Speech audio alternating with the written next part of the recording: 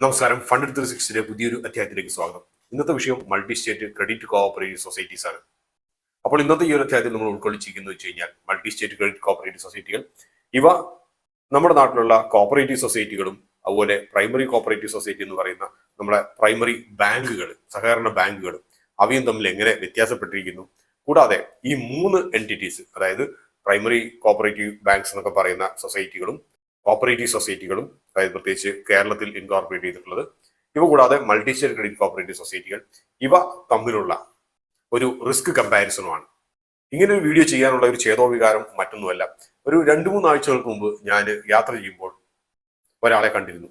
അപ്പോൾ അദ്ദേഹം കേരളത്തില് കഴിഞ്ഞൊരു 4-4.5 വർഷങ്ങളായിട്ട് ഇൻകോർപ്പറേറ്റ് ചെയ്തിട്ടുള്ള ഒരു മൾട്ടി സ്റ്റേറ്റ് ക്രെഡിറ്റ് കോഓപ്പറേറ്റീവ് സൊസൈറ്റിയുടെ ബിസിനസ് ഡെവലപ്മെന്റ് ഓഫീസറാണ്. അപ്പോൾ അദ്ദേഹം എന്നോട് ഇങ്ങനെ കുറച്ച് കാര്യങ്ങളൊക്കെ സംസാരിച്ചു കൊണ്ടിരുന്നു. നമുക്കറിയുന്ന പോലെ തന്നെ ഇന്നത്തെ രീതിയിൽ യാത്ര ചെയ്യുമ്പോൾ എല്ലാവരും ഫോണിൽ നോക്കിയിരിപ്പാണ്. സംസാരിക്കാൻ ആരെയും കിട്ടാറില്ല. അപ്പോൾ അതിന് വിപരീതമായിട്ട് ഒരാളെ കിട്ടിയതുകൊണ്ട് ഞാൻ അത്യധികം സന്തുഷ്ടനായിരുന്നു. അതുകൊണ്ട് തന്നെ അദ്ദേഹത്തോട് സംസാരിച്ചു. അപ്പോൾ അദ്ദേഹം അദ്ദേഹത്തിന്റെ തൊഴിലിനെ കുറിച്ചും ആ മേഖലയെ കുറിച്ചും ഒക്കെ ഒത്തിരി പറഞ്ഞു.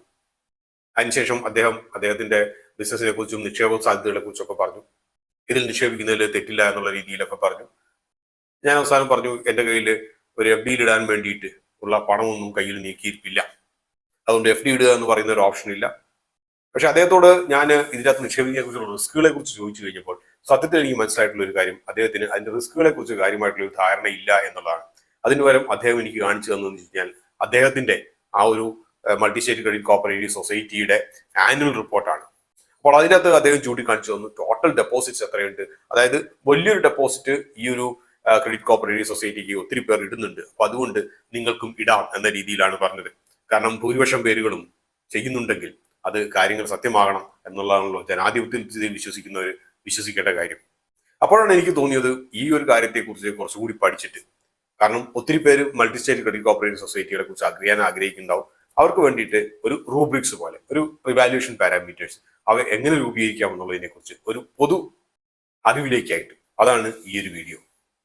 നമുക്കറിയുന്ന പോലെ തന്നെ മൾട്ടി സ്റ്റേറ്റ് ക്രെഡിറ്റ് കോഓപ്പറേറ്റീവ് സൊസൈറ്റികൾ എന്ന് പറയുന്ന ഈ ഒരു സങ്കല്പം വന്നതെന്ന് വെച്ച് കഴിഞ്ഞാൽ ഇന്ത്യയിൽ സഹകരണ മേഖലയിൽ ഉള്ള നിക്ഷേപങ്ങളോ അവയെ അവലംബിച്ചിട്ടുള്ള നിയമങ്ങളോ തുലവും വളരെ ചെറിയ കുറച്ച് സ്റ്റേറ്റുകളിൽ മാത്രമേ ഉള്ളൂ. അപ്പൊ അതുകൊണ്ട് തന്നെ ഈ ഒരു സഹകരണ പ്രസ്ഥാനത്തെ ശക്തിപ്പെടുത്താൻ വേണ്ടിയിട്ട് കേന്ദ്ര ഗവൺമെന്റ് മുന്നിട്ടിറങ്ങി ഉണ്ടാക്കിയെടുത്തിട്ടുള്ള ഒരു കോൺസെപ്റ്റാണ് മൾട്ടി സ്റ്റേറ്റ് കോഓപ്പറേറ്റീവ് സൊസൈറ്റികൾ എന്ന് പറയുന്നത്.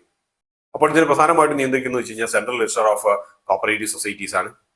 അപ്പോൾ മൾട്ടി സ്റ്റേറ്റ് കോഓപ്പറേറ്റീവ് സൊസൈറ്റികൾ പല പല ഉദ്ദേശത്തോടുകൂടിയാണ് രൂപീകരിക്കാറുള്ളത്. ചിലതൊക്കെ എന്ന് വെച്ച് കഴിഞ്ഞാൽ ഇൻഡസ്ട്രിയൽ പ്രൊമോഷൻ ആകാം, ചിലതൊക്കെ അഗ്രികൾച്ചർ പ്രൊമോഷൻ ആകാം, ഇങ്ങനെയൊക്കെ രൂപീകരിക്കും. അപ്പൊ അതിൻ്റെ അകത്ത് ക്രെഡിറ്റ് കോഓപ്പറേറ്റീവ് സൊസൈറ്റികൾ പ്രധാനമായിട്ടും ബാങ്കിങ് പോലത്തെ, അതായത് നിക്ഷേപങ്ങൾ സ്വീകരിക്കുക, പണം കടം കൊടുക്കുക എന്നുള്ള രീതിയിലാണ് പ്രവർത്തിക്കുന്നത്. അപ്പൊ അതുകൊണ്ടാണ് ക്രെഡിറ്റ് കോഓപ്പറേറ്റീവ് സൊസൈറ്റി എന്നുള്ളൊരു പേരുള്ളത്. അപ്പോൾ ഇവയെ വാല്യുവേറ്റ് ചെയ്യാൻ വേണ്ടിയിട്ട് നമ്മൾ പാരമ്പര്യമായിട്ടുള്ള ബാങ്കുകളെ ഇവാലുവേറ്റ് ചെയ്യുന്ന, വാല്യുവേഷന് വേണ്ടി ഉപയോഗിക്കുന്ന മെട്രിക്സ് ഉപയോഗിച്ച് കഴിഞ്ഞാൽ നടക്കില്ല എന്നുള്ളതാണ് ഒരു സത്യം. അപ്പൊ അതുകൊണ്ടാണ് സാധാരണക്കാർക്ക് ഒരു multi state credit cooperative society എങ്ങനെ ഇവാലുവേറ്റ് ചെയ്യാം എന്നുള്ളതിനെ കുറിച്ചാണ് നമ്മൾ ഇന്ന് പറയാൻ പോകുന്നത്. എന്തുകൊണ്ടാണ് ഇത് പറയുന്നതെന്ന് വെച്ച് കഴിഞ്ഞാൽ നമുക്കറിയുന്ന പോലെ തന്നെ പണ്ടത്തെ മൾട്ടി ലെവൽ മാർക്കറ്റിംഗ് പോലെ ഇന്ന് ഒട്ടനേകം മൾട്ടി സ്റ്റേറ്റ് ക്രെഡിറ്റ് കോഓപ്പറേറ്റീവ് സൊസൈറ്റികളുടെ ബിസിനസ് ഡെവലപ്മെന്റിന് വേണ്ടി ഒത്തിരി പേർ നടക്കുന്നുണ്ട്. അതുകൊണ്ട് തന്നെ നമ്മൾ മുമ്പിൽ വരുന്നത് നല്ല ക്രെഡിറ്റ് കോഓപ്പറേറ്റീവ് സൊസൈറ്റി ആണോ അല്ലയോ എന്നുള്ളൊരു സംശയം പലർക്കും ഉണ്ടാകും. എന്തിനേറെ പറയുന്നു, കുറെ പേർക്കുള്ള ഒരു വിചാരം എന്ന് വെച്ച് കഴിഞ്ഞാൽ ഈ ഒരു credit cooperative society, central register of cooperative society കേന്ദ്ര ഗവൺമെന്റിന്റെ അംഗീകാരമുണ്ട് എന്ന് പറയുമ്പോൾ പലരുടെയും വിശ്വാസം എന്ന് വെച്ച് കഴിഞ്ഞാൽ ഇത് കേന്ദ്ര ഗവൺമെന്റിന്റെ ഒരു പ്രസ്ഥാനമാണ് എന്നാണ്.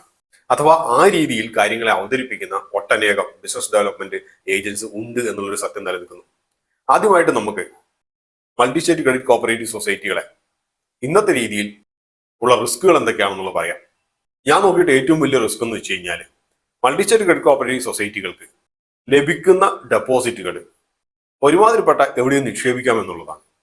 ഉദാഹരണമായിട്ട് പറയുകയാണെങ്കിൽ സ്റ്റോക്ക് മാർക്കറ്റിന്റെ അകത്ത് നിക്ഷേപിക്കാൻ കഴിയും. അപ്പോൾ അതേസമയം സ്റ്റോക്ക് മാർക്കറ്റിൽ നിക്ഷേപിക്കാൻ വേണ്ടിയിട്ട് എന്തെങ്കിലും പ്രത്യേകമായിട്ടുള്ള ഗൈഡ് ലൈൻസ് ഉണ്ടോ എന്ന് ചോദിച്ചു കഴിഞ്ഞാൽ അതില്ല.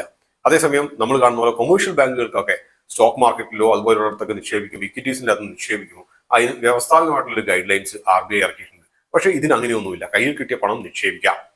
അപ്പൊ അതുകൊണ്ട് തന്നെ സ്റ്റോക്ക് മാർക്കറ്റിൽ ഉള്ള റിസ്കുകൾ ഈ ഒരു ഫണ്ടിനും ബാധകമായിരിക്കും. പക്ഷെ അതേസമയം മനസ്സിലാക്കേണ്ട ഒരു കാര്യം, നിക്ഷേപിക്കുന്നവർക്ക് നമ്മൾ, അതായത് മൾട്ടി സ്റ്റേറ്റ് ക്രെഡിറ്റ് കോഓപ്പറേറ്റീവ് സൊസൈറ്റികൾ കൊടുക്കേണ്ട പണം നിശ്ചിതമാണ് എന്നുള്ളതാണ്. അതായത് മ്യൂച്വൽ ഫണ്ട് പോലെ നമ്മൾ നിങ്ങളുടെ പൈസ കൊണ്ടുപോയിട്ട് സ്റ്റോക്ക് മാർക്കറ്റിലാണ് ഇട്ടത്, അപ്പൊ അതുകൊണ്ട് മാർക്കറ്റ് താഴോട്ട് പോയതുകൊണ്ട് കാര്യമായിട്ട് റിട്ടേൺസ് ലഭിച്ചില്ല, അപ്പൊ അതുകൊണ്ട് ഞങ്ങൾ ഓഫർ ചെയ്ത 16% എന്ന് പറയുന്നൊന്നും തരാൻ പറ്റില്ല എന്ന് പറയാൻ കഴിയില്ല. എഷ്യൂർഡ് റിട്ടേൺസ് ഓഫർ ചെയ്തിട്ടാണ് ഈ പണം വാങ്ങിക്കുന്നത്. അതേസമയം കൊണ്ടുപോയി ഇടുന്നതെന്ന് വെച്ച് കഴിഞ്ഞാൽ എഷ്യൂർഡ് റിട്ടേൺസ് ഇല്ലാത്ത ഒരു ഹൈ റിസ്ക് ഇൻവെസ്റ്റ്മെന്റ് സ്കീമായിട്ടുള്ള സ്റ്റോക്ക് മാർക്കറ്റിലാണ് ഇടുന്നത്. അപ്പൊ നിങ്ങൾ ചോദിക്കും, ഇങ്ങനെയാണ് ഈ നാട്ടിലുള്ള കോപ്പറേറ്റീവ് സൊസൈറ്റികൾക്കും ഈ ഒരു റിസ്ക് ഇല്ലേ എന്നുള്ളത്. അത് നമുക്ക് മനസ്സിലാക്കേണ്ട പ്രധാനപ്പെട്ട ഒരു കാര്യം, നാട്ടിലുള്ള കേരള കോപ്പറേറ്റീവ് സൊസൈറ്റീസ് ആക്ട് 1969 ഇതനുസരിച്ച് ഉള്ളത് ഓരോ കോപ്പറേറ്റീവ് സൊസൈറ്റിക്കും അവരുടേതായിട്ടുള്ള ഒരു ലക്ഷ്യത്തിന്റെ മുകളിലാണ്. ഉദാഹരണമായിട്ട് പറയുകയാണെങ്കിൽ ഇവയൊക്കെ ക്രെഡിറ്റ് കോപ്പറേറ്റീവ് സൊസൈറ്റി പോലെ തന്നെ ആക്ട് ചെയ്യുന്നുണ്ടെങ്കിൽ കൂടിയും ചിലതാണെങ്കിൽ കാർഷിക വികസനത്തിനാകാം, ചിലതാണെങ്കിൽ വ്യാവസായിക വികസനത്തിനാകാം, വനിതാ ശിശുക്ഷേമം എന്നൊക്കെ പറഞ്ഞിട്ടൊക്കെ ആവാം. അപ്പൊ ഇതുകൊണ്ട് ഇതിൻ്റെ അകത്ത് നിക്ഷേപങ്ങളോ അല്ലെങ്കിൽ റവന്യൂസോ വരേണ്ടത് പ്രധാനമായിട്ടും ഈ ഒരു മേഖലയിൽ നിന്നാണെന്നുള്ളത് വിവക്ഷിക്കുന്നുണ്ട്. അപ്പൊ അതുകൊണ്ട് തന്നെ നമ്മൾ ഇവരുടെ നിക്ഷേപം സ്റ്റോക്ക് മാർക്കറ്റിന്റെ അകത്ത് കണ്ടിട്ടില്ല. അതുകൊണ്ട് തന്നെ താരതമ്യേന അത് റിസ്ക് ഫ്രീ ആണ്. ഈ സ്റ്റോക്ക് മാർക്കറ്റിൽ നിക്ഷേപിക്കുന്നത് കൊണ്ട് വലിയ റിട്ടേൺസ് ലഭിക്കില്ലേ എന്നുള്ളതായിരിക്കും പലപ്പോഴും പലരും പറയാൻ പോകുന്നത്. പക്ഷെ ഉദാഹരണമായിട്ട് നമ്മളൊരു കാര്യം എടുക്കാം. പണം ലഭിച്ചത് പലപ്പോഴും ഈ ഒരു ക്രെഡിറ്റ് കോപ്പറേറ്റീവ് സൊസൈറ്റികളുടെ പ്രൊമോട്ടേഴ്സിന്റെ ചില താല്പര്യങ്ങൾക്ക് വിധേയമായിട്ടാണ് നിക്ഷേപിക്കാറ്. ചെറിയൊരു ഉദാഹരണം ഞാൻ പറയാം. നാട്ടിലെ പ്രമുഖമായിട്ടുള്ള ഒരു ക്രെഡിറ്റ് കോപ്പറേറ്റീവ് സൊസൈറ്റിയാണ് ഇന്ത്യൻ ക്രെഡിറ്റ് കോപ്പറേറ്റീവ് സൊസൈറ്റി എന്ന് പറയുന്നത്. ഇതിന്റെ അതേ പ്രൊമോട്ടർ തന്നെയാണ് വാർഡ് വിസാർഡ് ഗ്രൂപ്പിന്റെയും ചെയർമാൻ എന്ന് പറയുന്നത്. അതായത് ward wizard food and beverage ഉണ്ട്, വാർഡ് വിസാർഡ് മൊബിലിറ്റി ഉണ്ട്. അപ്പൊ ഇതിന്റെ ഒക്കെ പ്രൊമോട്ടർ സെയിം തന്നെയാണ്. അപ്പോൾ എന്ത് സംഭവിച്ചു എന്ന് വളരെ ലളിതമായിട്ട് നമുക്ക് നോക്കാം. ഇന്ത്യൻ ക്രെഡിറ്റ് കോപ്പറേറ്റീവ് സൊസൈറ്റി 2023 ഡിസംബറിൽ ward wizard foods and beverage എന്ന് പറയുന്ന ഈ പ്രൊമോട്ടറുടെ തന്നെ പബ്ലിക് ലിമിറ്റഡ് കമ്പനിയിൽ 34 രൂപ ആവറേജ് പ്രൈസിന് 5% ഷെയറുകൾ വാങ്ങിക്കുന്നു, ഓഹരികളിൽ നിക്ഷേപം നടത്തുന്നു. ഈ കമ്പനിയുടെ ഷെയർ താഴേക്ക് പോകുന്നു. മാർച്ച് 2024 വീണ്ടും ഒരു 5% കൂടി 20 രൂപ എന്ന വില നിലവാരത്തിൽ വാങ്ങിക്കുന്നു. മൊത്തം ഇപ്പൊ കമ്പനി ഹോൾഡ് ചെയ്യുന്നത് ഏകദേശം 10% അടുത്തുള്ള total holding Wardwizard food and ബിവറേജിൻ്റെത് Indian credit cooperative society hold ചെയ്യുന്നു. അപ്പോൾ 5% 24 രൂപയ്ക്കും മറ്റൊരു 5% 20 രൂപയ്ക്കും വാങ്ങിച്ചത് കൊണ്ട് ഒരു 27 രൂപ എന്നൊരു ആവറേജ് പ്രൈസിലാണ് ഇപ്പോൾ ഹോൾഡ് ചെയ്യുന്നത്. എന്നാൽ അറിയേണ്ട ഒരു കാര്യം, ഇപ്പോൾ അതിന്റെ വില 3 രൂപ 60 പൈസയാണ്. അതായത് ഒരു ഷെയറിന് മുകളിൽ 23 രൂപ 40 പൈസ നഷ്ടം സംഭവിച്ചു എന്നർത്ഥം. ഈ 10% ഷെയർ എന്ന് പറയുന്നത് ഏകദേശം 2.6 കോടി ഷെയറുകൾ വരും. അപ്പോൾ ഒരെണ്ണത്തിന് നിങ്ങൾ 23 രൂപ 40 പൈസ നഷ്ടം കണക്കാക്കി നോക്കുക. ഏകദേശം 62 കോടി രൂപയിൽ ഏറെ നഷ്ടം സംഭവിച്ചു. ഈ 63 കോടി രൂപ ആർക്കാണ് നഷ്ടം സംഭവിച്ചത്? ക്രെഡിറ്റ് കോപ്പറേറ്റീവ് സൊസൈറ്റിക്കാണ് നഷ്ടം സംഭവിച്ചത്. ഇത് ഞാൻ ഉദാഹരണം മാത്രം പറഞ്ഞതാണ്.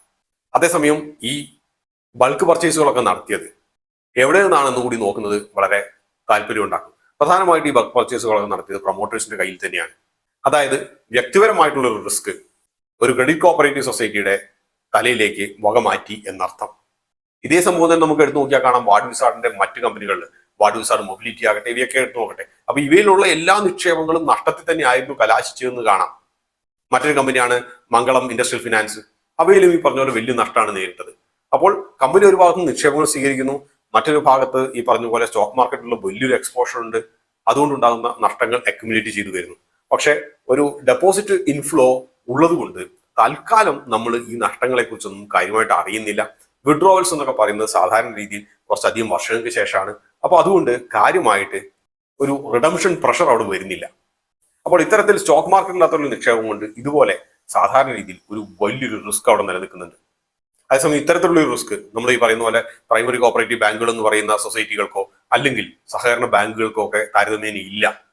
രണ്ടാമത്തെ വലിയൊരു പ്രശ്നം എന്ന് വെച്ച് കഴിഞ്ഞാൽ ഒരു ട്രാൻസ്പെറൻസിയുള്ള ഒരു കുറവാണ്, സുതാര്യതയുടെ ചെറിയൊരു കുറവുണ്ട്. ഉദാഹരണമായിട്ട് പറയുകയാണെങ്കിൽ നമ്മൾ ഈ പറഞ്ഞ ക്രെഡിറ്റ് കോപ്പറേറ്റീവ് സൊസൈറ്റികളുടെ ഒക്കെ ക്രെഡിറ്റ് റേറ്റിംഗ് എന്താണ്? ക്രെഡിറ്റ് റേറ്റിംഗ് എന്ന് പറയുന്നത് അത്യാവശ്യമായിട്ട് വേണ്ട ഒരു സാധനമല്ല എന്നുള്ളതിൽ കൂടിയും പക്ഷേ സാധാരണക്കാരനെ സംബന്ധിച്ച് ക്രെഡിറ്റ് റേറ്റിംഗ് ഒത്തിരിയേറെ ഇൻഫർമേഷൻ നൽകുന്നു. കൂടാതെ പ്രത്യേകിച്ച് കാര്യമായിട്ട് വലിയൊരു ഇൻഡെപ്തില് വാല്യുവേഷനോ അനാലിസിസോ നടത്താൻ കഴിവില്ലാത്ത സാധാരണക്കാരെ സംബന്ധിച്ച് ഇതേപോലെ നിക്ഷേപങ്ങൾ സ്വീകരിക്കുന്ന ഏത് സ്ഥാപനത്തിന്റെയും ക്രെഡിറ്റ് റേറ്റിംഗ് അറിഞ്ഞിരിക്കുക എന്നുള്ളത് ഒരു നിക്ഷേപിക്കണോ വേണ്ടയോ എന്നുള്ള തീരുമാനമെടുക്കാൻ വളരെയധികം സഹായകമാവും. ഉദാഹരണമായിട്ട് പറയുകയാണെങ്കിൽ Bharat Lajja multi state housing society എന്ന് പറഞ്ഞിട്ട് ഒരു മൾട്ടി സ്റ്റേറ്റ് കോപ്പറേറ്റീവ് സൊസൈറ്റി ഉണ്ട്. ക്രിസിന്റെ അവസാനമായിട്ടുള്ള ഒരു റേറ്റിംഗ് എന്ന് പറയുന്നത് ഇഷ്യൂർ നോട്ട് കോപ്പറേറ്റിംഗ് എന്നാണ്. അതുകൊണ്ട് തന്നെ മുൻകാല റേറ്റിംഗ് അവിടെ നിലനിർത്തി. സാധാരണ രീതിയിൽ ഇഷ്യൂർ നോട്ട് കോപ്പറേറ്റിംഗ് എന്ന് പറഞ്ഞു കഴിഞ്ഞാൽ ഏതൊരു കമ്പനിയെ സംബന്ധിച്ചും ചെറിയൊരു റെഡ് ഫ്ലാഗ് ആണ്. മറ്റൊരു പ്രധാനപ്പെട്ട കാര്യം എന്ന് വെച്ച് കഴിഞ്ഞാൽ ഇവരുടെ ആനുവൽ റിപ്പോർട്ട്സോ അല്ലെങ്കിൽ ഫിനാൻഷ്യൽ ഡേറ്റയോ സാധാരണക്കാർക്ക് പെട്ടെന്ന് പ്രാപ്യമാകുന്ന രീതിയിൽ ഒന്നും അവൈലബിൾ അല്ല. നമ്മൾ പണ്ട് പറയുന്നത് പോലെ തന്നെ വിളമ്പുന്നവൻ അറിഞ്ഞിട്ടില്ലെങ്കിലും ഉണ്ണുന്നവൻ അറിയണമെന്ന് പറയുന്ന ആ ഒരു ചൊല്ല് യാഥാർത്ഥ്യമാണ്. കാരണം നമ്മൾ നിക്ഷേപിക്കുന്ന ഈ പണം എന്തിനു വേണ്ടിയിട്ട് എങ്ങനെ ഉപയോഗിക്കുന്നു എന്നുള്ളത് അറിഞ്ഞിരിക്കേണ്ട ഒരു വലിയൊരു ആവശ്യമാണ്. പ്രത്യേകിച്ച് ഇതിന്റെ ഒരു ആവശ്യകത എന്തുകൊണ്ടാണ് വരുന്നതെന്ന് വെച്ച് കഴിഞ്ഞാൽ മൾട്ടി സ്റ്റേറ്റ് ക്രെഡിറ്റ് കോപ്പറേറ്റീവ് സൊസൈറ്റികളുടെ ആകർഷണീയത എന്ന് പറയുന്നത് നാട്ടിൽ എങ്ങും ഇല്ലാത്ത ഒരു പലിശ നിരക്ക് അല്ലെങ്കിൽ റിട്ടേൺസ് ഓഫർ ചെയ്യുക എന്നുള്ളതാണ്. 16%, 15% ഒക്കെ ഓഫർ ചെയ്യുന്ന മൾട്ടി സ്റ്റേറ്റ് ക്രെഡിറ്റ് കോപ്പറേറ്റീവ് സൊസൈറ്റികൾ അനേകമുണ്ട്. 12% പോലും വളരെ ഉയർന്ന ഒരു പലിശയാണെന്നുള്ള കാര്യം മനസ്സിലാക്കുക. അപ്പോൾ നമ്മൾ തിരിച്ചു ചോദിക്കേണ്ട ഒരു ചോദ്യം, ഞാൻ ഈ തരുന്ന പണം വെച്ചിട്ട് നിങ്ങൾ എന്ത് ബിസിനസ്സാണ് ചെയ്യുന്നത്? 12, 14, 16% ആനുവൽ റിട്ടേൺസ് അതിൽ കൂടുതൽ ഉണ്ടാക്കുന്ന എന്ത് ബിസിനസ്സാണ് താങ്കൾ ചെയ്യുന്നത്? ഈ ഒരു ചോദ്യം ചോദിച്ചാൽ മിക്ക ബിസിനസ് ഡെവലപ്മെന്റ് ഓഫീസേഴ്സും പറയുന്ന ഒരൊറ്റ കാര്യം, നമ്മളത് കടം കൊടുക്കുന്നു എന്നാണ്. അത് തന്നെയാണല്ലോ ഒരു ബാങ്കിങ് ഓപ്പറേഷന്റെ കാതലായിട്ടുള്ള ഒരു കാര്യം. പക്ഷേ ഇക്കാര്യത്തിനകത്ത് നമ്മൾ മനസ്സിലാക്കേണ്ട ഒരു കാര്യം, ആരാണ് ഈ പറഞ്ഞ പോലെ 16, 20, 24% പലിശയ്ക്ക് പണം എടുക്കാൻ വേണ്ടി വരിക എന്നുള്ളതാണ്. അതിന്റെ ഉത്തരം മറ്റെവിടെ നിന്നും പണം ലഭിക്കാത്തവർ എന്നാണ്. മറ്റെവിടെ നിന്നും എന്തുകൊണ്ടാണ് അവർക്ക് പണം ലഭിക്കാത്തതെന്ന് ചോദിച്ചു കഴിഞ്ഞാൽ അതിന്റെ ഉത്തരം വളരെ ലളിതമാണ്. അവരുടെ ക്രെഡിറ്റ് വർത്തിനെസ്, പണം വാങ്ങിയാൽ തിരിച്ചു കൊടുക്കുമെന്ന കാര്യത്തിന്റെ അകത്ത് ഗ്യാരണ്ടി ഇല്ല എന്നുള്ളതാണ്. അപ്പോൾ ഇത്തരത്തിൽ ക്രെഡിറ്റ് വർത്തിനെസ് കുറഞ്ഞവർക്കാണ് കടം കൊടുക്കുന്നുണ്ടെങ്കിൽ തന്നെ കൊടുക്കുന്നത്. അപ്പോൾ നിങ്ങൾ ആലോചിച്ച് നോക്കുക, NPA എന്തുമാത്രം ഉണ്ടാകും, നിഷ്ക്രിയ ആസ്തി, നോൺ പെർഫോമിംഗ് അസറ്റ് എന്തുമാത്രം കുമിഞ്ഞുകൂടപ്പെടും. അത്തരത്തിലുള്ള നിഷ്ക്രിയ ആസ്തികൾ കുമിഞ്ഞുകൂടപ്പെട്ടു കഴിഞ്ഞാൽ ഈ പറഞ്ഞ ഒരു സൊസൈറ്റിയുടെ നിലനിൽപ്പ് എന്താണ്? ഇതിൽ കുറെ വർഷങ്ങൾക്ക് ശേഷം ഇതിൽ നിക്ഷേപിച്ചവരുടെ പണത്തിന്റെ ഭാവി എന്താകും? നാലാമത്തെ ഒരു വലിയ പ്രശ്നം, ഒരു റിസ്ക് നമ്മൾ കാണുന്നതെന്ന് വെച്ച് കഴിഞ്ഞാൽ നമ്മുടെ ഡെപ്പോസിറ്റുകൾക്കൊന്നും ഒരു ഇൻഷുറൻസ് ഇല്ല എന്നുള്ളതാണ്. നമുക്കറിയുന്ന പോലെ തന്നെ കൊമേഴ്ഷ്യൽ ബാങ്ക് ആകട്ടെ, ഷെഡ്യൂൾഡ് ബാങ്ക് ആകട്ടെ, ഇത്തരത്തിലുള്ള ബാങ്ക് എന്ന നിർവചനത്തിൽ വരുന്ന എല്ലാത്തിനും DICGCയുടെ ഡെപ്പോസിറ്റ് ഇൻഷുറൻസ് ക്രെഡിറ്റ് ഗ്യാരണ്ടി കോർപ്പറേഷന്റെ ഒരു ഗ്യാരണ്ടി ഉണ്ട്, 5 ലക്ഷം രൂപ വരെയുള്ളത്. അത് FD ആകട്ടെ, സേവിങ്സ് ബാങ്ക് അക്കൗണ്ട് ആകട്ടെ, എന്താണെങ്കിലും 5 ലക്ഷം രൂപ വരെയുള്ളത് അവിടെ നമുക്ക് ഉറപ്പിക്കാം. ബാങ്ക് പൊളിഞ്ഞാലും നമുക്ക് ലഭിക്കും. അത് കേരള ബാങ്ക് പോലത്തെ ബാങ്ക് ആകട്ടെ, ICICI ബാങ്ക് ആകട്ടെ, സ്റ്റേറ്റ് ബാങ്ക് ഓഫ് ഇന്ത്യ ആകട്ടെ, ഇതെല്ലാം പൊളിഞ്ഞു പോയി കഴിഞ്ഞാൽ ഈ ഒരു 5 ലക്ഷം രൂപ വരെ ലഭിക്കും. പക്ഷെ മൾട്ടി സ്റ്റേറ്റ് ക്രെഡിറ്റ് കോപ്പറേറ്റീവ് സൊസൈറ്റിക്ക് ഇങ്ങനത്തെ യാതൊരു അഷ്വറൻസും ഇല്ല. അപ്പൊ നമ്മൾ ചോദിക്കും, കേരളത്തിൽ വർക്ക് ചെയ്യുന്ന ബാക്കി സൊസൈറ്റികൾ ഉണ്ടല്ലോ, അവർ നിക്ഷേപങ്ങളൊക്കെ സ്വീകരിക്കുന്നില്ലേ, അവരും ഈ റിസ്കിൽ പെടുക എന്നുള്ളത്. സൊസൈറ്റികൾ കേരളത്തിലാണെങ്കിലും എവിടെയാണെങ്കിലും ഈ ഒരു DICGCയുടെ ഗ്യാരണ്ടിയിൽ ഉൾപ്പെടുന്നില്ല. പക്ഷെ Kerala government Kerala cooperative deposit guarantee fund board എന്ന് പറഞ്ഞിട്ട് ഒരു സംഗതി 2012 കൊണ്ടുവന്നിട്ട് ഈ പറഞ്ഞ പോലെ 5 ലക്ഷം രൂപ വരെ കേരളത്തിലുള്ള സൊസൈറ്റികളിലുള്ള നിക്ഷേപത്തിന് ഒരു ഗ്യാരണ്ടി നൽകുന്നുണ്ട്. ഇപ്പൊ എനിക്ക് തോന്നുന്നത് Kerala cooperative deposit guarantee scheme എന്നോ അങ്ങനെ നമുക്ക് ഏറ്റവും പേര് മാറ്റി, എന്തായാലും പേരെന്തോ ആട്ടെ, ഈ ഒരു 5 ലക്ഷം രൂപ എന്ന് പറയുന്നത് കേരളത്തിലെ സൊസൈറ്റികളിലുള്ള നിക്ഷേപങ്ങൾക്കും ഗ്യാരണ്ടി ലഭിക്കും. അപ്പോൾ ഈ ഒരു ഗ്യാരണ്ടി ഇല്ലാത്തത് കേരളത്തിൽ ഈ പറഞ്ഞ പോലെ ഓപ്പറേറ്റ് ചെയ്യുന്നതിൻ്റെ അകത്ത് മൾട്ടി സ്റ്റേറ്റ് ക്രെഡിറ്റ് കോപ്പറേറ്റീവ് സൊസൈറ്റികൾ മാത്രമാണ്. ഇതാണ് നാലാമത്തെ റിസ്ക്. പിന്നെ ഞാൻ പലപ്പോഴും സംസാരിക്കുമ്പോൾ കണ്ടിട്ടുള്ള ഒരു കാര്യം, ഇതങ്ങനെ പൊളിഞ്ഞു പോയാൽ എന്ത് ചെയ്യും എന്നുള്ള ചോദ്യങ്ങളാണ് വരുന്നത്. അതിന് പ്രധാനപ്പെട്ട ഒരു ഉത്തരം പറയാമെന്ന് വെച്ചാൽ, ഇങ്ങനെയൊന്നും പൊളിഞ്ഞു പോയിട്ടേ ഇല്ല, അങ്ങനെ പൊളിഞ്ഞു പോയതിലും കേട്ടിട്ടുണ്ടോ എന്നുള്ളതാണ്. സത്യം പറയാമല്ലോ, ഞാൻ ഇങ്ങനത്തെ multi state credit cooperative society ഒന്നും പൊളിഞ്ഞു പോയത് കേട്ടിട്ടില്ല. പക്ഷെ ഞാൻ കേൾക്കാത്തതിന്റെ അർത്ഥം അങ്ങനെ സംഭവിച്ചിട്ടില്ല എന്നുള്ളതല്ല. നമ്മളൊക്കെ കേൾക്കാത്ത ഒത്തിരിയേറെ കാര്യങ്ങൾ ഈ ലോകത്ത് നടക്കുന്നുണ്ട്. അതാണ് സെൻട്രൽ രജിസ്റ്റർ ഓഫ് കോപ്പറേറ്റീവ് സൊസൈറ്റിയുടെ വെബ്സൈറ്റിൽ ചെന്നപ്പോൾ കണ്ടിട്ടുള്ളത്. 50-ലേറെ ക്രെഡിറ്റ് കോപ്പറേറ്റീവ് സൊസൈറ്റികൾ ലിക്വിഡൈസ് ചെയ്യാൻ വേണ്ടിയിട്ട് അപേക്ഷകൾ നൽകുകയോ ലിക്വിഡേറ്റർ നിയമിക്കുകയോ ചെയ്തിട്ടുണ്ട്. നമ്മളിതൊന്നും കേട്ടിട്ടില്ല എന്നേ ഉള്ളൂ. പക്ഷെ പൊളിഞ്ഞു പോക്കൊക്കെ കാര്യമായിട്ട് നടക്കുന്നുണ്ട്. ലിക്വിഡേഷൻ പ്രോസസ് എന്ന് പറഞ്ഞു കഴിഞ്ഞാൽ നമ്മുടെ കമ്പനിയൊക്കെ ലിക്വിഡൈസ് ചെയ്യുന്നതിന് സമാനമായിട്ടുള്ള കാര്യങ്ങളൊക്കെ തന്നെയാണ്. ആകെയുള്ളത് സെൻട്രൽ രജിസ്ട്രാർ ഈ കോപ്പറേറ്റീവ് അവർ ഒരു ലിക്വിഡേറ്ററെ അപ്പോയിന്റ് ചെയ്യുന്നു മാത്രം. ആ ലിക്വിഡേറ്റർ വിൽഫുൾ ഡിഫോൾട്ടി ആണോ വരുത്തിയിട്ടുള്ളത് എന്നൊക്കെ നോക്കി കഴിഞ്ഞിട്ട് ആസ്തികളും ബാധ്യതകളും ഒക്കെ അളന്ന് തിട്ടപ്പെടുത്തിയിട്ട് ബാധ്യതകൾ കുറവും ആസ്തി കൂടുതലുമാണെങ്കിൽ ബാക്കിയുള്ളത് വിതരണം ചെയ്യാൻ വേണ്ടിയുള്ള നടപടികളൊക്കെ എടുക്കും. നമുക്കറിയുന്ന പോലെ തന്നെ ലിക്വിഡേഷനിലേക്ക് പോയിട്ടുണ്ടെങ്കിൽ ബാധ്യത കൂടുതലായതുകൊണ്ടാണല്ലോ ഈ പരിപാടി നിർത്താൻ വേണ്ടി ഉദ്ദേശിക്കുന്നത്. ആസ്തി കൂടുതലുണ്ടെങ്കിൽ സാധാരണ രീതിയിൽ ഈ പണിക്ക് പോകണ്ടല്ലോ. അപ്പോൾ ആത്യന്തികമായിട്ട് നമുക്ക് പലരും ചോദിക്കുന്ന ഒരു ചോദ്യം, ഇത്രയൊക്കെ വലിയ വർത്താനൊക്കെ പറഞ്ഞല്ലോ, എന്നാൽ പിന്നെ ഇത് എങ്ങനെയാണ് നല്ലതും ചീത്തയും തമ്മിൽ മൾട്ടി സ്റ്റേറ്റ് ക്രെഡിറ്റ് കോപ്പറേറ്റീവ് സൊസൈറ്റികൾ അഥവാ ശക്തമായിട്ടുള്ള ഒരു സാമ്പത്തിക അടിത്തറ ഉള്ളതും അല്ലാത്തതും എങ്ങനെയാണ് കണ്ട് തിരിച്ചറിയുക എന്നുള്ളതിനെ കുറിച്ചാണ്. അപ്പൊ ഇതിനെക്കുറിച്ചുള്ള വളരെ വ്യവസ്ഥാപിതമായിട്ട് നമ്മുടെ ബാങ്കിങ്ങിന്റെ അകത്താണെങ്കിൽ ശരി, അല്ലെങ്കിൽ ഏതെങ്കിലും ക്രെഡിറ്റ് ഓർഗനൈസേഷൻസ്, ഇപ്പൊ ഇതിന്റെ അകത്ത് വളരെ ലളിതമായിട്ടുള്ള ഒരു കാര്യം എന്ന് വെച്ച് കഴിഞ്ഞാൽ, നിങ്ങളുടെ അടുത്ത് ആരെങ്കിലും വരികയാണെങ്കിൽ ചോദിക്കാൻ പറ്റുന്ന ഒരു കാര്യം ക്യാപിറ്റൽ അഡിക്വസി റേഷ്യോ ആണ്. ക്യാപിറ്റൽ അഡിക്വസി റേഷ്യോ എന്ന് പറയുന്നത് മറ്റൊന്നുമല്ല. അപ്പോൾ സാധാരണ ഇതിൽ capital adequacy ratio risk weighted capital adequacy ratio ആണ് കണക്കൂട്ടാറ്. അപ്പൊ ഇത് മറ്റൊന്നുമല്ല, ഈ ക്യാപിറ്റൽ അഡിക്വസി റേഷ്യോ നമുക്ക് നൽകുന്ന പാഠം അഥവാ ഒരു നമ്പർ ഇത്ര ശതമാനം എന്നൊക്കെ പറയുമ്പോൾ, ഇനിയിപ്പോൾ നമ്മൾ ഡെപ്പോസിറ്റിന്റെ മാത്രം കാര്യങ്ങൾ എടുക്കുകയാണെങ്കിൽ ഒരു multi state credit cooperative society capital adequacy ratio 10% എന്ന് പറഞ്ഞാൽ അതിന്റെ അർത്ഥം ഈ കമ്പനിക്ക് മാക്സിമം റിസ്കുകളെല്ലാം വന്നാൽ ഈ സഹകരണ പ്രസ്ഥാനത്തിന് 10% പണം തിരിച്ചു നൽകാൻ കഴിയും എന്നാണ്. ബാക്കി 90% റിസ്കിലാണ് എന്നർത്ഥം. അപ്പൊ നിങ്ങൾ വിചാരിക്കും 100% എന്നാ പിന്നെ സെക്യൂർ ആക്കാൻ പറ്റില്ലേ? 100% സെക്യൂർ ആക്കാൻ സാധാരണ രീതിയിൽ ആർക്കും പറ്റില്ല. അങ്ങനെ ആക്കണമെങ്കിൽ കിട്ടിയ പണമൊക്കെ അതേപോലെ സൂക്ഷിക്കുകയോ അല്ലെങ്കിൽ ഗവൺമെന്റ് സെക്യൂരിറ്റീസ് അത് മാത്രം ഇടുകയോ വേണം. അതേപോലെ സൂക്ഷിച്ചു കഴിഞ്ഞാൽ റിട്ടേൺസ് ലഭിക്കില്ല, മണ്ണിന്റെ അത് കുഴിച്ചിടുന്ന പോലെ ഇരിക്കേണ്ടി വരും. ഗവൺമെന്റ് സെക്യൂരിറ്റീസ് അത് ഇട്ട് കഴിഞ്ഞാൽ ഈ പറഞ്ഞ പോലെ 16-18% ഒന്നും കൊടുക്കാൻ വേണ്ടിയിട്ടുള്ള റിട്ടേൺസ് ലഭിക്കില്ല.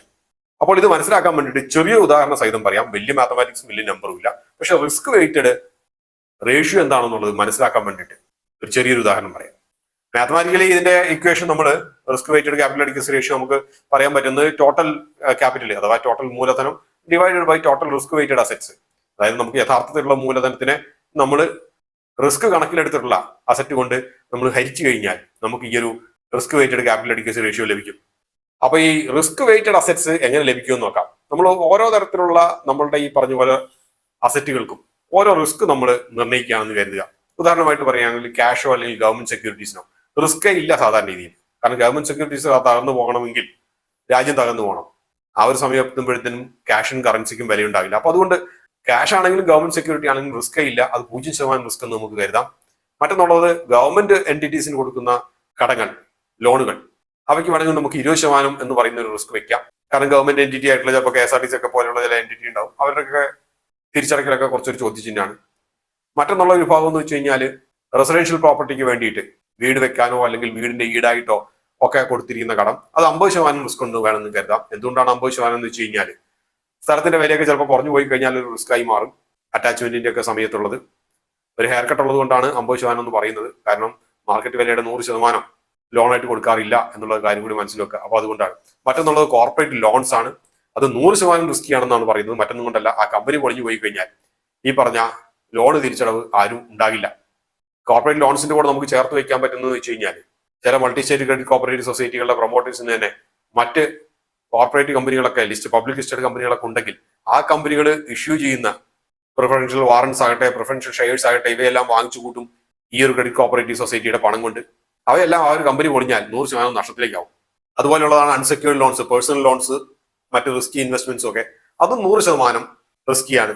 ഉദാഹരണമായിട്ട് നമ്മൾ ഈ ഒരു കമ്പനിയുടെ 1100 രൂപ വിവിധങ്ങളായിട്ടുള്ള നിക്ഷേപങ്ങളിൽ നമ്മൾ നിക്ഷേപിക്കുകയാണെന്നിരിക്കട്ടെ. ഈ ഒരു multi state credit cooperative society നിക്ഷേപമായി നിക്ഷേപകരുടെ നിന്ന് ലഭിച്ചത്, അതിൽ 500 രൂപ ഗവൺമെന്റ് സെക്യൂരിറ്റികൾ നിക്ഷേപിക്കുന്നു. നമ്മൾ നേരത്തെ പറഞ്ഞ പോലെ അതിന് റിസ്ക് ഒന്നുമില്ല.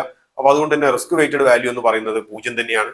അടുത്തായിട്ട് ഹോം ലോൺസോ അല്ലെങ്കിൽ വീടിന്റെ മുകളിൽ കടം കൊടുത്തു എന്ന് കരുതുക. അത് 300 രൂപ കൊടുത്തു, അത് 50% റിസ്ക് ആണുള്ളത്. അതായത് ഏറ്റവും ചീത്ത കണക്കിൽ പോലും 150 രൂപ തിരിച്ചു ലഭിക്കും. അപ്പൊ അതുകൊണ്ട് റിസ്ക് വെയിറ്റഡ് വാല്യൂ എന്ന് പറയുന്നത് 150 രൂപയായിട്ട് കണക്ക് കൂട്ടാം. അടുത്തായിട്ട് ബിസിനസ് ലോണാണ്. ബിസിനസ്സുകാർക്ക് കടം കൊടുത്തത്, അത് 200 രൂപ.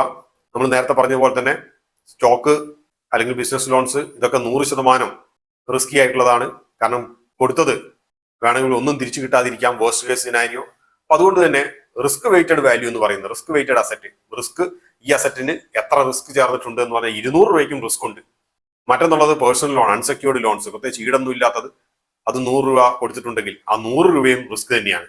അപ്പോൾ റിസ്ക് വെയിറ്റഡ് വാല്യൂ എന്ന് പറയുന്നത് 100 രൂപയാണ്. അപ്പോൾ റിസ്ക് വെയിറ്റഡ് വാല്യൂ നമ്മൾ ഇതെല്ലാം കൂടി കൂട്ടുമ്പോൾ നമുക്ക് 450 രൂപ എന്ന് ലഭിക്കും. അപ്പോൾ നമുക്ക് capital adequacy ratio risk weighted നോക്കാൻ വേണ്ടിയിട്ട് ഉദാഹരണമായിട്ട് നമുക്ക് വേണമെങ്കിൽ കമ്പനിയുടെ മൊത്തം ക്യാപിറ്റൽ എന്ന് പറയുന്നത് ഒരു 45 രൂപയാണെന്നിരിക്കട്ടെ. അപ്പൊ അങ്ങനെയാണെങ്കിൽ ഈ റേഷ്യോ എന്ന് പറയുന്നത് 45 ഡിവൈഡഡ് ബൈ 450 ശതമാനത്തിലേക്ക് ആക്കുമ്പോൾ 10% ലഭിക്കും. അപ്പോൾ ഇതിന്റെ ഇൻഫറൻസ് മറ്റൊന്നുമല്ല, ഇന്നത്തെ നിലയിൽ കമ്പനിക്ക് മൊത്തമുള്ള നിക്ഷേപത്തിന്റെ 10% എന്തായാലും റിഡംഷൻ റിക്വസ്റ്റ് ഒക്കെ സർവീസ് ചെയ്യാൻ പറ്റും എന്നർത്ഥം. അതായത് എല്ലായിടത്തുമുള്ള നിക്ഷേപങ്ങൾ ഈ ഒരു റിസ്ക് അനുസരിച്ച് പോയാലും 10% പേർക്ക് പണം തിരിച്ചു കൊടുക്കാൻ കഴിയുമെന്നർത്ഥം. മനസ്സിലാക്കേണ്ട ഒരു കാര്യം, മൾട്ടി സ്റ്റേറ്റ് ക്രെഡിറ്റ് കോപ്പറേറ്റീവ് സൊസൈറ്റികൾക്ക് മിനിമം 9 മുതൽ 12% വരെ ക്യാപിറ്റൽ അഡിക്വസി റേഷ്യോ ഉണ്ടാകണം എന്നാണ് പറയുന്നത്. നിർഭാഗ്യകരം എന്ന് പറയട്ടെ, ഒരുമാതിരിപ്പെട്ട ആർക്കും ഇതിനേക്കാളും വളരെ കൂടുതലൊന്നുമില്ല. ചിലർക്കൊക്കെ ഇതിനേക്കാളും താഴെയാണുള്ളത്. 5 വർഷം വരെയുള്ള കാലാവധി ഒരു ഗ്രേസ് പീരീഡ് ആയിട്ട് കൊടുത്തിട്ടുണ്ട് പല മൾട്ടി സ്റ്റേറ്റ് ക്രെഡിറ്റ് കോപ്പറേറ്റീവ് സൊസൈറ്റികൾക്കും. 5 വർഷത്തോളം അടുക്കാനായിട്ടും പലർക്കും ഇതിലേക്ക് എത്തിപ്പെടാൻ പറ്റിയിട്ടില്ല. ഇങ്ങനെ എത്തിപ്പെട്ടിട്ടില്ലെങ്കിൽ എന്താകും എന്നുള്ളത് നേരത്തെ പറഞ്ഞ പോലെ തന്നെ ലിക്വിഡൈസേഷൻ ആണുള്ളത്. ഒരു ലിക്വിഡേറ്റർ വെക്കും. ചിലപ്പോൾ ചില സമയങ്ങളിലൊക്കെ ഒരു 6 മാസവും കൂടി ഗ്രേസ് പീരീഡ് നൽകും. പക്ഷെ മനസ്സിലാക്കേണ്ട ഒരു കാര്യം, ഇതേപോലെ വളരെ തട്ടിയും മുട്ടിയും ഒക്കെ പാസ് മാർക്ക് വാങ്ങിച്ചിട്ട് മുകളിലേക്ക് പോകുന്ന അവയെല്ലാം റിസ്കിയാണ്. അതിലുള്ള നിക്ഷേപങ്ങൾ അതിലേറെ റിസ്കിയാണ്. അത്ര വലിയൊരു റിസ്ക് എടുത്തിട്ട് നിങ്ങൾ 5-6% കൂടുതൽ പലിശയ്ക്ക് വേണ്ടിയിട്ട് പോകണോ വേണ്ടയോ എന്നുള്ളതാണ് ചോദ്യം. അപ്പോൾ ചിലരൊക്കെ ചോദിക്കും, അങ്ങനെയാണെങ്കിൽ സ്റ്റോക്ക് മാർക്കറ്റിൽ പെനി സ്റ്റോക്കും മിഡ് ക്യാപ് സ്റ്റോക്കുകളൊക്കെ ഇല്ലേ, ഇതിന്റെ അകത്ത് എന്താണ് പണം കൊണ്ടിരുന്നത്? മനസ്സിലാക്കേണ്ട കാര്യം, അവയുടെയൊക്കെ മാക്സിമം റിട്ടേൺസ് എന്ന് പറഞ്ഞു കഴിഞ്ഞാൽ ഇൻഫിനിറ്റിയാണ്. അത് ചിലപ്പോൾ 10 ഇരട്ടി റിട്ടേൺസ് കിട്ടാം, 100 ഇരട്ടി കിട്ടാം, 1000 ഇരട്ടി കിട്ടാം. ഇവിടെ പക്ഷേ നിങ്ങൾക്ക് ലഭിക്കാൻ പോകുന്നത് ആകെ 14-16% മാത്രമേ ഉള്ളൂ. അപ്പോൾ വലിയൊരു റിസ്ക് എടുത്തിട്ട് ഇത്രയും ഉള്ള റിട്ടേൺസിന് വേണ്ടിയിട്ട് ഉള്ള ഒരു ഉദ്യമത്തിന് ഇറങ്ങി പുറപ്പെടണോ വേണ്ടിയോ എന്നുള്ളതാണ് ചോദ്യം. അപ്പോൾ അവസാനമായിട്ട് നിങ്ങളെടുത്ത് മൾട്ടി സ്റ്റേറ്റ് ക്രെഡിറ്റ് കോപ്പറേറ്റീവ് സൊസൈറ്റിയുടെ ആരെങ്കിലും ബിസിനസ് ഡെവലപ്മെന്റിന് വേണ്ടി വരികയാണെങ്കിൽ ചോദിക്കേണ്ട 2 കാര്യങ്ങൾ ചോദിക്കുക. ഏറ്റവും മിനിമം ഒന്ന്, ഞാൻ ഈ നിക്ഷേപിക്കുന്ന പണം പ്രധാനമായിട്ടും ഈ ഒരു multi state credit cooperative society എന്തിന്, എവിടെ, എങ്ങനെയാണ് നിക്ഷേപിക്കുന്നത്? രണ്ടാമത്തെ ചോദ്യം, ക്യാപിറ്റൽ അഡിക്വസി റേഷ്യോ എന്താണ് ഈ ഒരു മൾട്ടി സ്റ്റേറ്റ് ക്രെഡിറ്റ് കോപ്പറേറ്റീവ് സൊസൈറ്റിയുടെ എന്ന്. ഈ ക്യാപിറ്റൽ അഡിക്വസി റേഷ്യോ കണ്ടുപിടിക്കാൻ വേണ്ടി വലിയ ബുദ്ധിമുട്ടൊന്നുമില്ല. അവരുടെ അവസാനത്തെ ആനുവൽ റിപ്പോർട്ട് എടുത്ത് നോക്കിക്കഴിഞ്ഞാൽ അതിൻ്റെ അകത്ത് ഒരു സെപ്പറേറ്റ് ഹെഡിങ് ആയിട്ട് തന്നെ കൊടുത്തിട്ടുണ്ടാവും ക്യാപിറ്റൽ അഡിക്വസി റേഷ്യോ എത്രയാണ് എന്നുള്ളത്.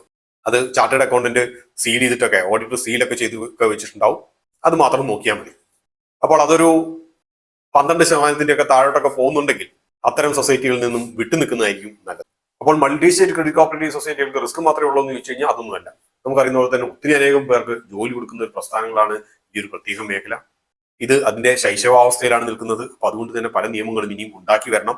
നമുക്കറിയുന്ന പോലെ തന്നെ കേരളത്തിലെ തന്നെ സഹകരണ സൊസൈറ്റികൾക്ക് ഈ പറഞ്ഞതുപോലെ തന്നെ ഡെപ്പോസിറ്റ് ഇൻഷുറൻസ് ഒക്കെ കൊണ്ടുവന്നിട്ട് കുറച്ച് കാലങ്ങളെ ആയിട്ടുള്ളൂ. അതിനു മുമ്പൊക്കെ നടക്കുന്നുണ്ടായിരുന്നു. ഒട്ടനേകം സൊസൈറ്റികൾ ഉണ്ടായിരുന്നു. സൊസൈറ്റികളൊക്കെ ചിലതൊക്കെ ഉണ്ടായി, ഡെപ്പോസിറ്റുകൾ സ്വീകരിച്ചു, പൊളിഞ്ഞുപോയി, അതൊക്കെ നടന്നു. അതിനുശേഷമാണ് സർക്കാർ ഇങ്ങനത്തെ ഒരു ഇൻഷുറൻസ് ഒക്കെ കൊണ്ടുവന്നത്. അപ്പൊ അതുപോലെ തന്നെ ഭാവിയിലും ഇതൊക്കെ നടന്നു വരും. പക്ഷെ ഇപ്പോൾ അതില്ല എന്നുള്ളതാണ് പറഞ്ഞു വെച്ചത്. സ്റ്റോക്ക് മാർക്കറ്റിലെ സ്റ്റോക്കുകളെ കുറിച്ച് ഞാൻ എപ്പോഴും പറയുന്ന പോലെ തന്നെ മെച്യൂർഡ് ആയിട്ടുള്ള ബിസിനസ് മോഡൽ ഉള്ള സ്റ്റോക്കുകൾ നിക്ഷേപിക്കുക എന്ന് പറയുന്നത് പോലെ ഈ ഒരു പ്രത്യേക സെക്ടർ മെച്യൂരിറ്റിയിലേക്ക് എത്തുന്നത് വരെ കാത്തിരിക്കാനുള്ള ക്ഷമ കാണിക്കുക. ഒരു 4-5% കൂടുതൽ പലിശയ്ക്ക് വേണ്ടി ചിലപ്പോൾ നിങ്ങളുടെ ജീവിതത്തിലെ സമ്പാദ്യം കൊണ്ടുപോയി ഇട്ട് കഴിഞ്ഞാൽ അതിന്റെ ഫലം ചിലപ്പോൾ നല്ലതായിരിക്കണം എന്ന് നിർബന്ധമില്ല. അപ്പൊ ഇതോടുകൂടി ഈ ഒരു അധ്യായം ഇവിടെ പൂർണ്ണമാവുകയാണ്. മറ്റൊരു അധ്യായത്തിൽ വീണ്ടും കാണാം. അതുവരെ നന്ദി, നമസ്കാരം.